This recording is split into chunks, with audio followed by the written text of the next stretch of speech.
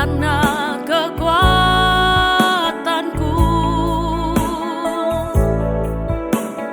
anugerah-Mu,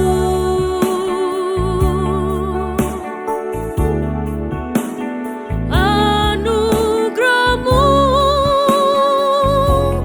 Tuhan, kasih dan sayang-Mu, sumber kekuatan bagiku.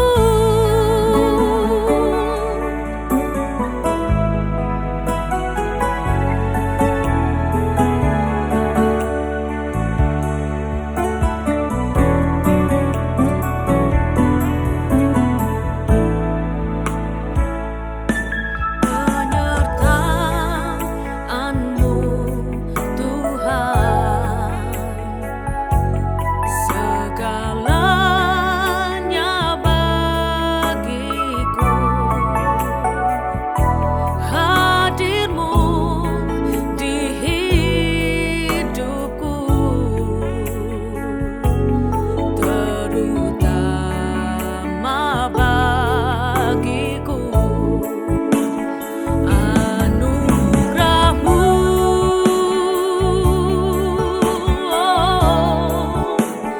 anugerah-Mu, semua karena anugerah-Mu, bukan karena kekuatanku.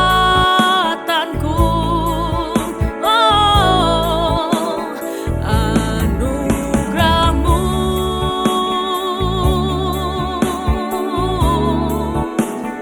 anugerah-Mu, Tuhan, kasih dan sayang-Mu, sumber kekuatan bagiku.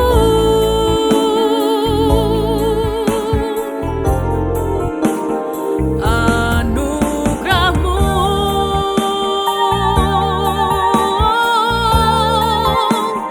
anugerah-Mu,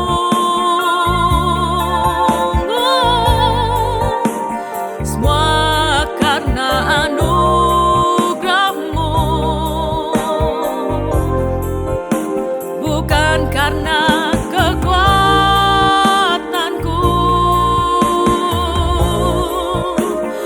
Anugerah-Mu,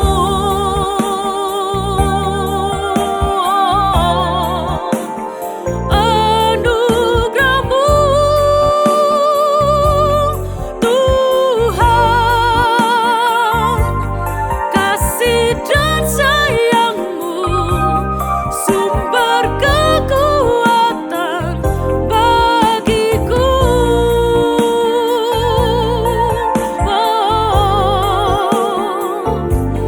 Kasih dan sayang-Mu, sumber kekuatan bagiku.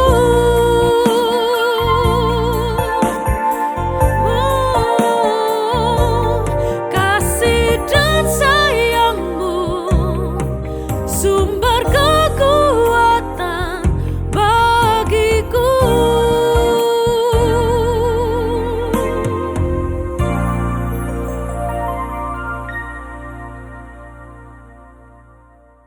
Haleluya. Selamat pagi Bapak Ibu Saudara yang dikasihi oleh Tuhan. Satu ucapan syukur, Tuhan memberikan kesempatan bagi kita untuk kita dapat mengikuti morning worship pada pagi hari ini. Puji Tuhan, kebenaran firman Tuhan pada saat ini akan berbicara tentang Roh Kudus yang dijanjikan, yang terdapat di dalam Kisah Para Rasul pasal 1 ayat yang kelima, yang berkata demikian. Sebab Yohanes membaptis dengan air, tetapi tidak lama lagi kamu akan dibaptis oleh Roh Kudus. Bapak Ibu Saudara yang dikasihi oleh Tuhan, menjelang kenaikan Yesus ke surga, Tuhan Yesus tidak menjanjikan kekayaan. Tuhan Yesus tidak menjanjikan kenyamanan. Tuhan Yesus tidak menjanjikan hidup tanpa masalah. Tuhan Yesus memberikan sebuah janji yang penting kepada murid-muridnya, yaitu Yesus menjanjikan Roh Kudus. Hal ini menunjukkan bahwa yang paling dibutuhkan oleh orang percaya dalam hidupnya adalah kehadiran Roh Kudus. Tanpa Roh Kudus, kita mudah lemah. Tanpa Roh Kudus, kita mudah takut. Tanpa Roh Kudus, kita akan jatuh.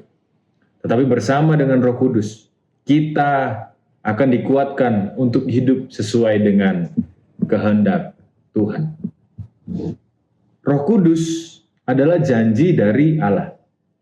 Roh Kudus bukan sekedar pengalaman rohani, tetapi janji Allah bagi setiap orang percaya.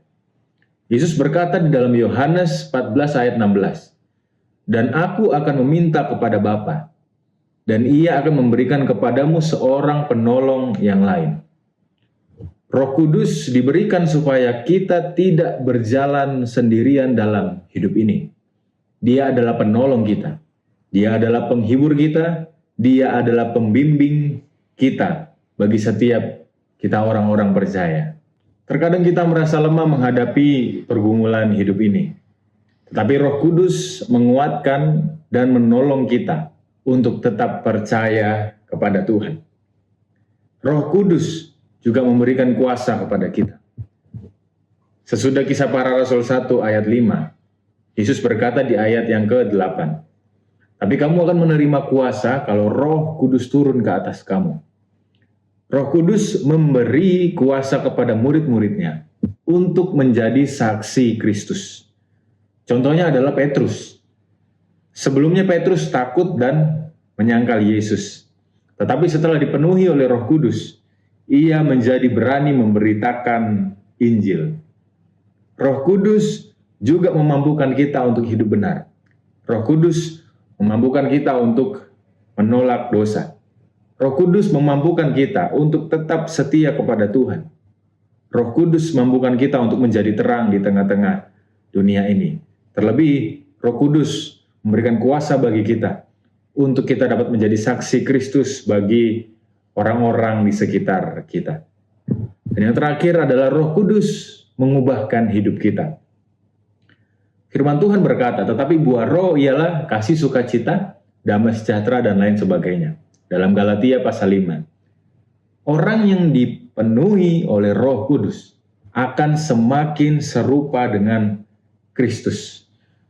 Dulu mungkin menjadi pribadi yang mudah marah, sekarang menjadi pribadi yang sabar. Dulu hidup dalam dosa, sekarang rindu hidup dalam kebenaran. Dulu hidup jauh daripada Tuhan, tetapi sekarang rindu berdoa dan membaca firman Tuhan. Itulah pekerjaan Roh Kudus dalam kehidupan orang percaya. Allah menjanjikan Roh Kudus untuk menolong kita, untuk memperlengkapi kita, dan memberikan kuasa kepada kita.